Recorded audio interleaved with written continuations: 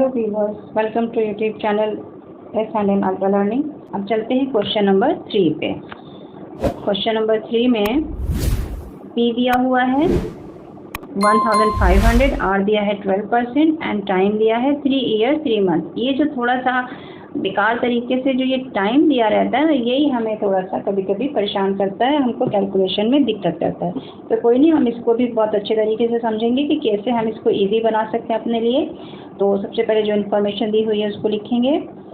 P दिया हुआ है 1500 रुपीज़, R दिया हुआ है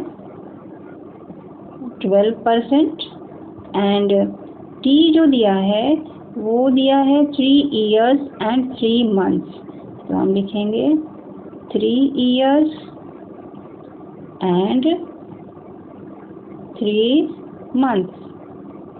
अब देखिए, मैंने पहले भी कहा था कि हमें जो टाइम ड्यूरेशन होता है ना, वो टोटली ईयर में चाहिए, वो मंथ वगैरह में नहीं चाहिए, वो हमें ईयर में ही चाहिए। तो 3 ईयर्स हमारे पास है, ठीक है। हम इस मंथ को हम ईयर में कन्वर्ट कर लेते हैं। हम जानते हैं कि 1 ईयर में 12 मंथ होते हैं, तो इस 3 मंथ में अगर हम 12 से डिवाइड कर दें तो वो ईयर में कन्वर्ट हो जाएगा। तो ये बन जाएगा, हाँ, जब ये ईयर बन जाएगा तो फिर 3 ईयर को उस वाले ईयर में ऐड कर लेंगे। तो सबसे पहले जो 3 मंथ है इसको हम कन्वर्ट करते हैं ईयर में। इसके लिए ये हो जाएगा 3 डिवाइडेड बाय 12 और अब ये बन गया ईयर। 3 से हम इसको डिवाइड करेंगे, कट गया, हमें मिला 1/4 ईयर्स। अब हमारे पास पहले से 3 ईयर और भी रखे हुए हैं, तो हम इस 3 ईयर को इस 1/4 ईयर में ऐड कर लेंगे। तो हमारे पास टोटल T हो जाएगा 3 प्लस 1/4 और ऐड करके आएगा ये 3 होल 1/4। ये देखिए, ये शॉर्टकट है। जब किसी भी होल नंबर में एक प्रॉपर फ्रैक्शन को जोड़ते हैं तो हमारा आंसर होल नंबर के साथ वो प्रॉपर फ्रैक्शन लग करके लिख दिया जाता है, वही आंसर हो जाता है। और अब इसका इम्प्रॉपर बनाएंगे तो 4 से 12 एंड 1 13/4 होगा। ठीक है। अब अगर आप इसको लॉन्ग फॉर्म में सॉल्व करके देखना चाहें तो मैं इसको आपको दिखाती हूँ कि कैसे ये 3 होल 1/4 आएगा।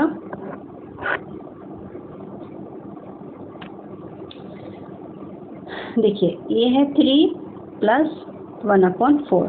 यहाँ पे हम 1 ले लेंगे, 4 से 3 का मल्टीप्लाई किया 12 होगा, प्लस 1 से 1 का मल्टीप्लाई किया 1 होगा, अपॉन 4 से 1 का मल्टीप्लाई किया 4 होगा, इक्वल टू 13/4। और 13/4 को जब हम 13 में 4 से डिवाइड करके मिक्स्ड बनाएंगे तो मिलेगा 4 3 12, बच गया रिमाइंडर 1/4।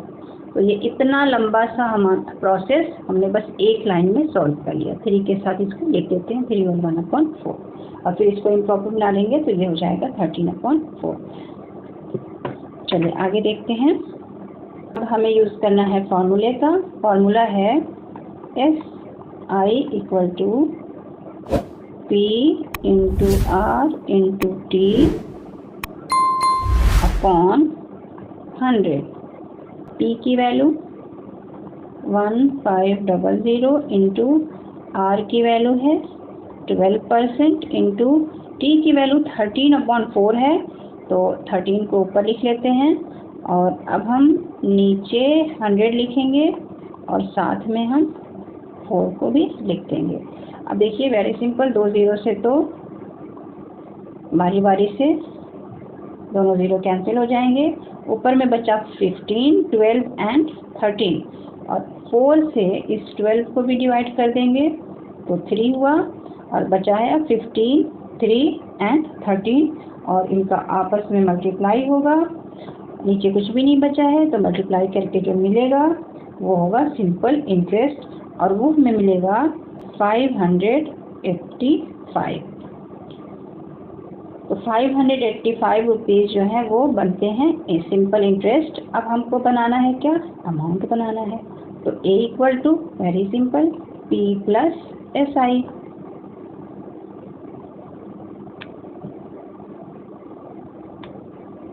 यहाँ पे P की वैल्यू 1500 प्लस SI की वैल्यू 585 और ऐड करके वैल्यू आ जाएगी 2085।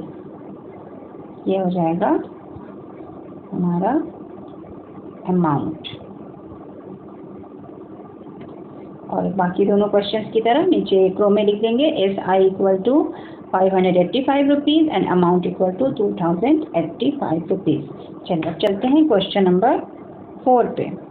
क्वेश्चन नंबर 4 है, प्रिंसिपल है 9600 रुपीज़, रेट है 7 होल 1/2% एंड टाइम है 5 मंथ्स। यहाँ पे ये और ये थोड़े से हमको टेढ़े लग रहे हैं, कोई बात नहीं, हम इनको पकड़ के सीधा करेंगे। और उसके लिए सबसे पहले जो गिवन वैल्यूज़ हैं उनकी लिस्टिंग करते हैं।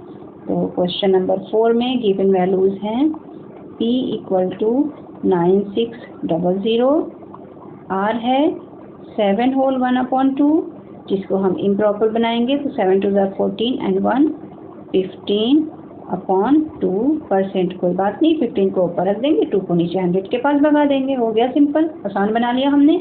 और तीसरी चीज़ जो हमारे पास है T है 5 मंथ्स। मैंने इसमें कहा था कि कुछ मुश्किल है, आपको क्या दिख रहा है कोई मुश्किल है? यहाँ तो बहुत सिंपल सा एक 5 नंबर है, हम इस वैल्यू को रख सकते हैं। बट नहीं, मैंने कहा था ना कि जब भी आपको टी रखना है वो ईयर में होना चाहिए, मंथ में नहीं होना चाहिए। तो इस 5 मंथ को हम क्या बना लेंगे, ईयर में कन्वर्ट कर लेंगे। और इसके लिए हम सिंपली 12 से इसमें डिवाइड कर देंगे, तो 5/12 हो गया, और ये अब हो गया इसका यूनिट ईयर। अब ये मंथ नहीं रहा और हमें ईयर में ही तो वैल्यू रखना होता है। तो अब यूज़ करेंगे formula SI equal to P into R into T upon 100। Values को रखेंगे, P की वैल्यू 9600 इंटू R की वैल्यू 15/2 है, तो 15 को ही रखेंगे, अभी 2 को नहीं रखेंगे, इंटू 5/12 है T की वैल्यू। तो यहाँ पे अभी सिर्फ हम 5 को रखेंगे और नीचे 100 तो है ही बैठा हुआ, उसको बिठा देंगे, इंटू 15 के साथ वाले 2 को भी नीचे जगह दे देंगे, इंटू 5 के साथ वाले 12 को भी यहाँ पे जगह दे देंगे। अब हमें करना है इनका मल्टीप्लाई। जो कुछ नंबर कट रहा होगा उसको काटेंगे पहले।